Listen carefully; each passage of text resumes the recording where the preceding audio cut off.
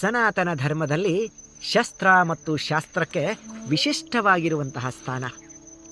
ಶಸ್ತ್ರ ಕೇಳುತ್ತದೆ ಎಲ್ಲಿ ನೋವು ಅಂಥೇಳಿ, ಶಾಸ್ತ್ರ ಕೇಳುತ್ತದೆ ಏಕೆ ನೋವು ಅಂತ. ಒಂದರಿಂದ ಬದುಕು ಉಳಿಯುತ್ತದೆ, ಮತ್ತೊಂದರಿಂದ ಬದುಕು ಅರ್ಥವಾಗುತ್ತದೆ. ಶಸ್ತ್ರ ದೇಹಕ್ಕಾದರೆ ಜೀವನಕ್ಕೆ ಶಾಸ್ತ್ರ.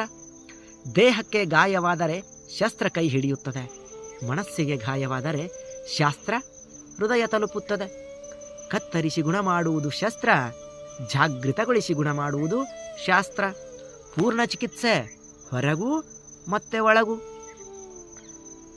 ಶಸ್ತ್ರೇಣ ದೇಹ ರಕ್ಷತೆ, ಶಾಸ್ತ್ರೇಣ ಚೇತನಾಧಿವ್ಯತೆ. ದೇಹ ಉಳಿದರೆ ಜೀವನ, ಜ್ಞಾನ ಬೆಳಗಿದರೆ ದರ್ಶನ. ಎರಡು ಆರೋಗ್ಯದ ರಕ್ಷಕರು. ಶಸ್ತ್ರ ನೋವು ಕತ್ತರಿಸಿದರೆ ಶಾಸ್ತ್ರ ನೋವಿನ ಕಾರಣವನ್ನು ಕತ್ತರಿಸುತ್ತದೆ. ವೈದ್ಯನು ಶಸ್ತ್ರದಿಂದ ಜೀವ ಉಳಿಸುತ್ತಾನೆ, ಆಧ್ಯಾತ್ಮಿಕ ಗುರು ಶಾಸ್ತ್ರದಿಂದ ಜೀವನ ಕಟ್ಟಿಕೊಡುತ್ತಾನೆ.